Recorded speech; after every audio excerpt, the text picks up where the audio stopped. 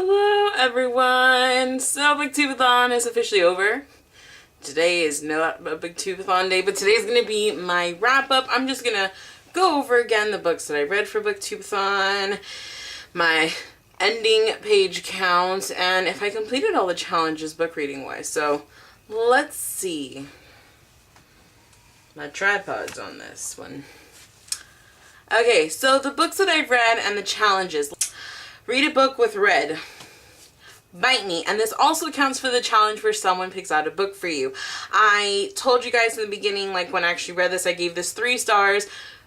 Mainly because even though the actual story was pretty cool, it jumped around a little too much and I didn't enjoy that part of it. And this is not a kid's book. Do not be fooled. But it was still overall very enjoyable. They just could have done better with it, I think. I mean, vampire cats, seriously? That's kind of awesome. And I know this is part of a series, which I didn't know at first, but I didn't feel lost reading this book. I mean, it's kind of like awesome that you don't need to read. I love that type thing where you can kind of read them out of order and it still works out, but I wouldn't pick up the other books. I'm actually thinking of donating this one. Next challenge was a book with pictures. Mine was The Haunting Hour by R.L. Stine. I loved this book. It reminded me of when I was really young and it was super cool. So I did overall enjoy reading this book. It took me like an hour to read. It was so fast and it had pictures in it, which are really cool. It was like in the beginning of each new story, there was a picture. So there's quite a few of them. So it was really awesome, but I enjoyed this read. This was one of my favorites I read, and this one I'm definitely keeping. Okie dokie. Someone picked, I already told you, Bite Me. A genre you haven't read. I actually read 2 books that I didn't realize in the beginning.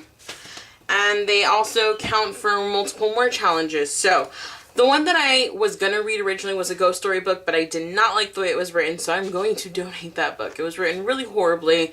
It was a waste of a book. I'm sorry. It could have been a lot better, especially since some of the stories were pretty decent. But I ended up reading Girl Interrupted. This is kind of like a memoir, so it's an autobiography, biography, auto. I think it's an autobiography. I don't remember.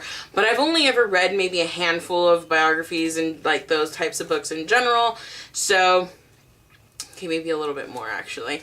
I really enjoyed this book. I gave this a 5 out of 5 stars. This is by Susanna Kaysen. It's actually about her stay in a mental hospital from 67 to 69-ish, around there, and her struggles, and it's so amazing. It's so perfect. I really, really, really liked this book, so it was awesome. And then another one that also counts for movie adaptation, because 3 of the books that I read have movies. Girl Interrupted has a movie.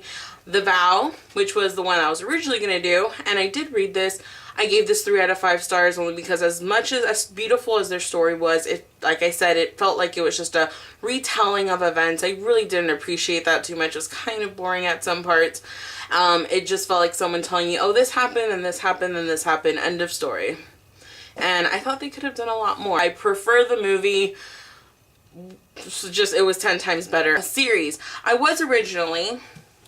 originally was going to read the Millennium series, which is The Girl with the Dragon Tattoo, The Girl Who Played with Fire, and The Girl Who Kicked the Hornet's Nest. But I got really tired after reading this book, which was, when did I finish this? Wednesday or Thursday? It was one of those 2 days. And I was just exhausted, and I kind of was like, let me take a break. So I read Girl Interrupted. And I was like, no, I actually don't want to continue reading this. I'm going to have to read so much just to finish the series. It's not one of those ones that you can kind of fly through, or at least I couldn't fly through it. I mean, I read a lot of this in a day to finish this book as fast as I did. So 5 out of 5 stars. Really enjoyed it. I loved it. But this just ended up being read, and it helped me complete my 7 books. Because I didn't finish the series, but it was amazing, and I do not regret having read this. It was so, so good. Then, for my new series I ended up picking was a duology called Chain Letters. It has Chain Letter and The Ancient Evil. I have the bind up here. This came out in 2013, I want to say, this bind up. Yeah, because other books, Chain Letter was in 1986 and Ancient Evil was 1992. Okay. I still haven't decided whether I'm going to talk more about this book in like another video, but oh my gosh, did I love this book. I really love this. Christopher Pike did an amazing job. The Ancient Evil was just that good. It had just as good. It had a nice spin to it. I wasn't expecting what happened to happen. So I was just like, this was probably the best way to finish off my Booktube-a-thon. Really loved it. Really loved it. My total page count, because yes, I'm counting The Girl Who Played with Fire. I read like 3 chapters of that book, so I'm going to count those pages. And I read an entire crappy chapter of the ghost story book. So I'm counting those. So my total page count for my 7 books, my 7 days is 2,040. I think that was an epic. Just like, I thought I did pretty well. I hope you guys had a great Booktube-a-thon, and I can't wait for the next like readathon type thing to happen. I'm so excited. I'm gonna be so prepared, and yeah, I'm actually gonna film a video right after this, because if not, I probably won't film it for a few days. So